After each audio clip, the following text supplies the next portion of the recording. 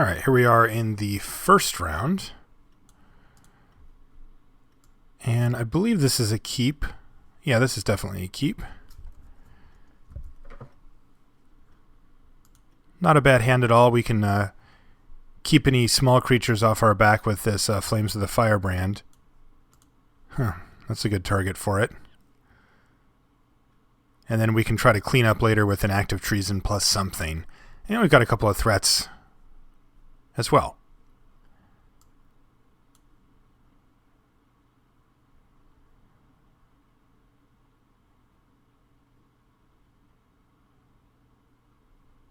And there's a Vampire Warlord. All right, go ahead. If you play something with 2 toughness, we can look to Flames and get the 2-for-1 a little later. All right, he does nothing, though. It's probably good for us. Ideally, he plays, like, I think the best thing for us would be if he just ran, like, a Master of Diversion out there on turn 3 here, and we just get him. He does nothing, though. All right. Well, we will encourage him to do something. He's just going to start gaining life now, but you can see he missed his land drop right now. He's hit it. Ugh, Griffin Sentinel. Not quite what we wanted to see, but Deathgaze Cockatrice and Sendgear Vampire will eventually make that thing a moot point. And let's just do that right now. Deathgaze, get in there. And we're 1 mana away from Vampire Warlord, which is going to activate our Dragon Egg and hopefully really start applying a bunch of pressure to him as well. Gain a life, say go. All right, I'll take it. Yeah, start beating down here, I guess. Can trade 2 damage for 1 damage. Seems like a equitable situation. Also, if he wants to use a Celestial Flare here, that would be just fine. Warlord, your move.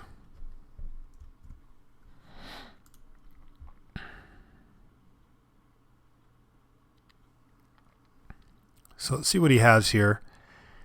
Something like, whoa. Okay. Something like pacifism or something along those lines can kind of make one of these a bit worse, but we can still activate our egg and start getting in. As it sits, do we want to go for the egg right now? I don't think so.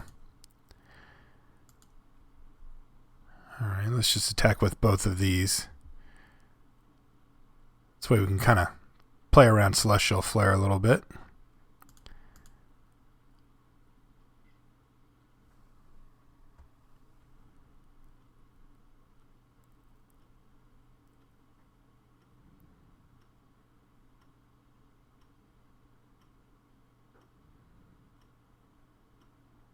Interesting block here.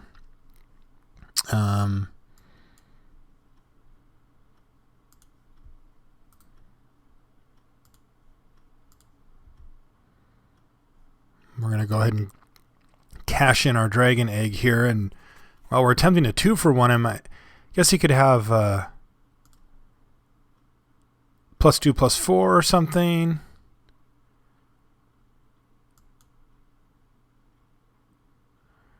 I'd like to go to damage.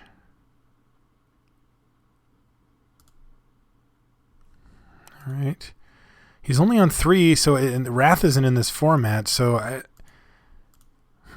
what is he up to here? Is he just losing? Is that what he's up to? I think that might be what he's up to here.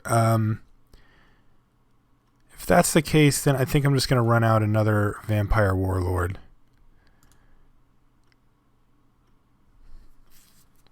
Because we can hit him for like 15 this turn. Or 4, 8, 10, 11, 12, 13. Yeah, 15. And I like that idea. That appeals to me.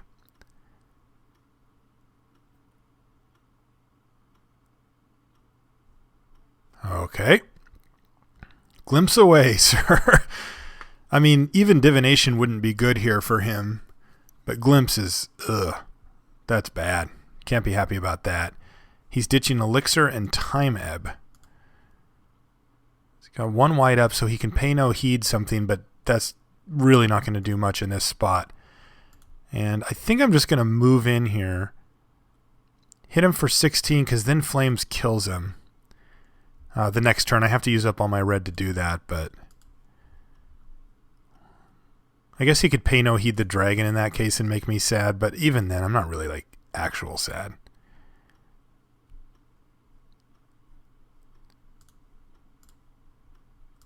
He F6'd. Okay, take it all.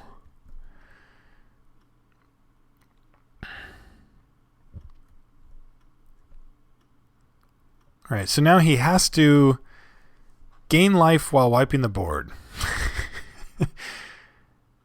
That doesn't seem like a great spot to be in. All right. I feel like a duress is in order here. He's playing colors that definitely are going to want to be digging and looking for other stuff. I feel like a duress might be good against him. And I think I'm going to cut the mark because I just don't think it does anything, or just doesn't do enough against a deck like that. And man, you're playing against blue-white, you're just asking for it. It's like you're going to get dispersed or time-ebbed or claustrophobia'd or pacified, or if you get sloppy, you're going to get celestial flared. Like, there's just way too many ways for you to just get blown out. So I'm going to cut that. The main reason I have it is for decks that can apply pressure to us so that we can come back after we've stabilized, and I don't think this is that deck. I don't think that this one's going to be putting a lot of pressure on us, at least not through damage. I think he's trying to play like a real control list here. This seems okay. Like this hand is obviously unexciting, but yeah, whatever. We have a Blood Baron, and we've got a million active treasons that we can draw into and make those really good, so let's just try that plan, I guess.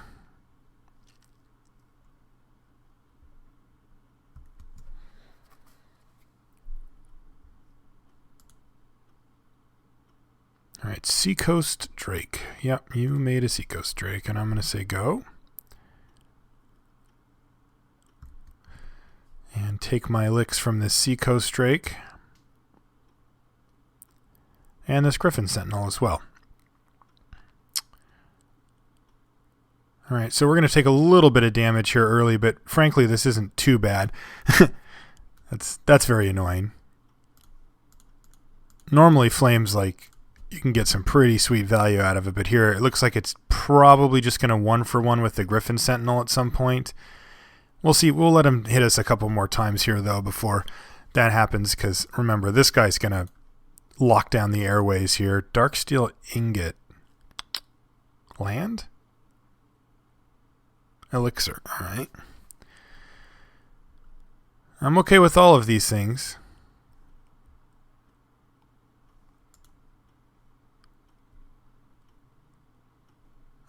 So let's run out Ye Old Deathgaze Cockatrice, and then I'm going to free roll this attack. I don't think I'm actually going to sacrifice if he blocks, but yeah, you never know. He might value that Griffin Sentinel really highly, and this thing's clearly not doing anything on the ground anyway.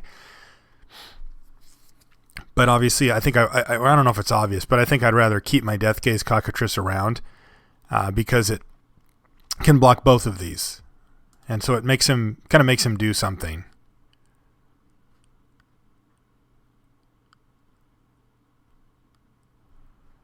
All right, there's a Charging Griffin. No attacks. Charging Griffin is, however, a bit of an issue. Yeah, I think I'm going to...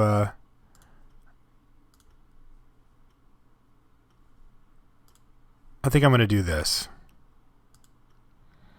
Take care of the Griffin. Take no more damage. I get to ping him for 1. And that clears the way for me to play my Shivan Dragon next turn and just start trying to go to work on this guy. I mean, I kind of assume that he doesn't have any hard removal in hand because I think he would have used it on this Cockatrice. I'm not sure, though. Oh, here he goes glimpsing again. Now, I don't have as much pressure as I did last time, so this is a little bit...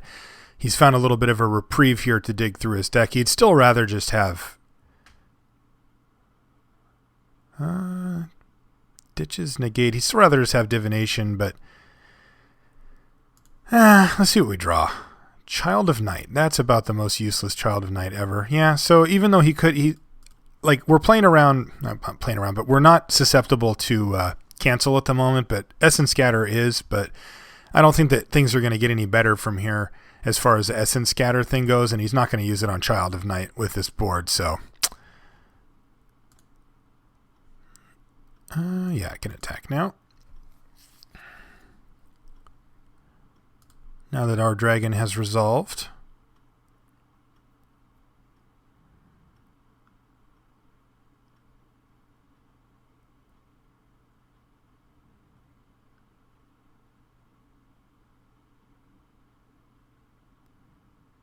He's got enough to planar cleansing here, but he's not going to. He's going to play now kind of a sad Dawnstrike Paladin here. That means he's going to take a big hit here from the Siobhan Dragon, or he's going to have to start chumping it.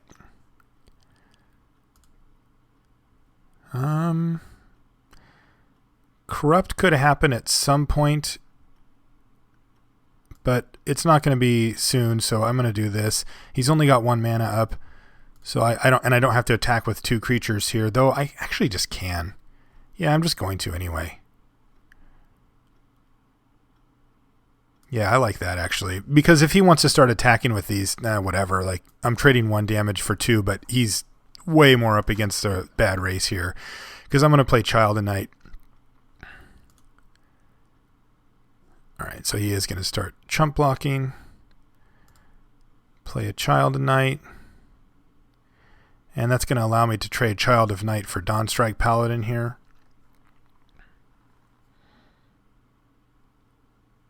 He'll get a little more life back here and then more life here. So he's bought himself some time, but at the cost of cards. And generally speaking, that should favor us with our far superior board state here. I'm still a little concerned about planar cleansing, but like the fact that he just ran this Dawnstrike Paladin out there kind of tells me that he doesn't have it. Because I just don't think you'd play your 5-drop into it. He'd much be happier just to take out these 3 things with his 2 things and then slam that thing the turn after. All right, so we're building up swamps for our corrupt now. But now we can go, I think, just still with these 2 actually. Oh, are we going to get frost breathed here? It looks like it. Yeah, there it is. All right. Yeah, you got it. And I'm just going to say go. Not really much to do there. He's just... Again, I got to say, though, the fact that he's doing the defensive Frost Breath is good for us. I mean, that's... Like, that is not how that card works. You want to do that and then bash them with some Scroll Thieves or your big red creature or something like that. You know, your Firecat or Marauding Maulhorn. You do not want to be Frost Breathing and then just not dying that turn or not taking, 19 damage or whatever. That's really not good. Well, that was a timely draw. I'm going to play this. I guess I can wait here. Don't really care about the damage I'm going to take from the Phantom Warrior anyway. Yeah, I could just instantly kill it, but it also goes to the dome and it might get close. He could get sloppy and leave this undone or something. Or he could just go for like a... Yeah, I'll take 3 and go to 12. I don't think... He's in white. I mean, he could be splashing something, but ostensibly he's just in white-blue, and I don't think we need to worry that much here. All right, so let's attack with these 2 guys.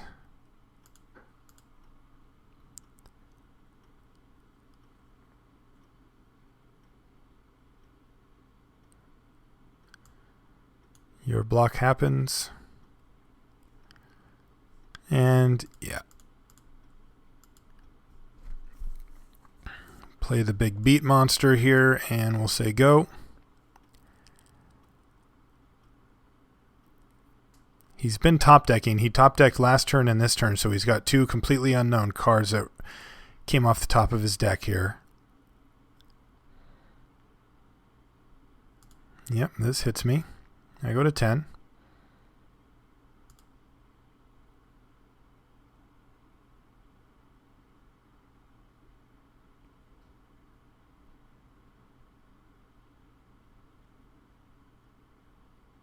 We've actually got 7 damage in our hand as well. All right, Time Ebb our dragon. Yeah, I can live with that. So this thing must attack, which means this probably should attack as well. Oops, I don't want to send in the Child of Night though.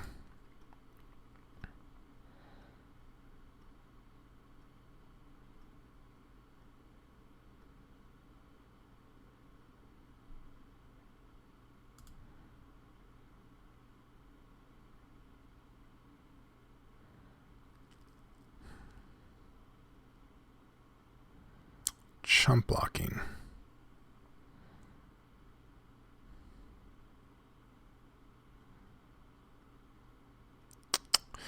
Trying to decide if I even need to run this dragon back out there. I mean, I've got a pretty dominant board position here.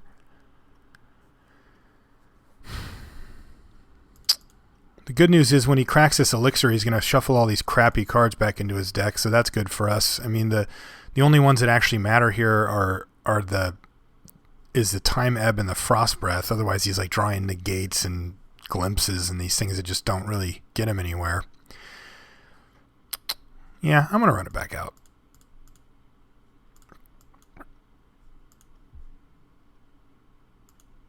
Your turn.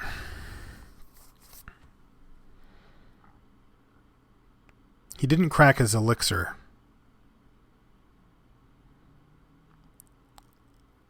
Yeah, the reason I decided to run it out is just like it's really hard to put him on just having top deck planar cleansing. I mean, that doesn't mean that you never play around it, but it means you're a lot less likely to play around it.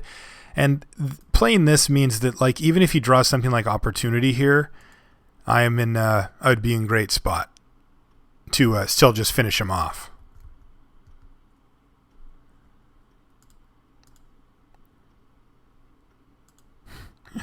He said he just drew an Essence Scatter.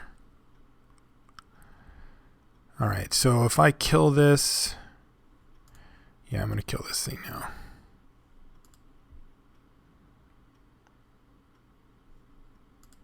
Because that means that this thing gets in for 5, which is a lot. All right, attack. Pump. Yeah, crack away. I think I can still kill him. Haven't really done the math here, but I think he's still just dead here. The reason I'm not going to bother with the math is because it doesn't change my play. I'm just stacking with everything, and then I think he's just dead, yeah. All right, so we got to still had all these the corrupt, which is kind of nice too. All right, so that was round 1. We'll see you guys in the second round.